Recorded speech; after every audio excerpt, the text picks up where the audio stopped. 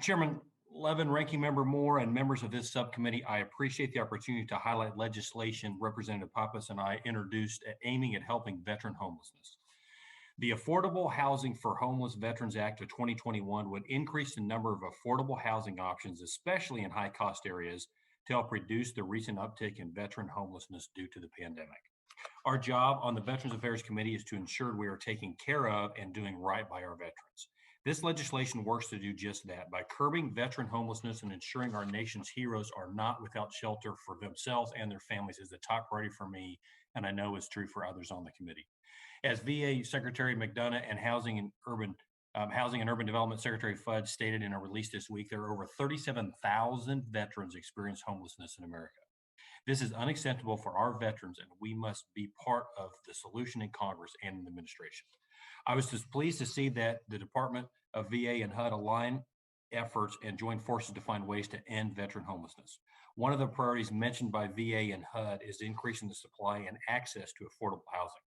The Affordable Housing for Homeless Veterans Act reauthorizes and amends a program that allows the Secretary of the VA to sell, lease, rent, or donate a home which was acquired by VA because a veteran defaulted on their VA guaranteed home loan to a public housing authority, grant and per diem provider, or a supportive services for veterans families, SFVF service provider.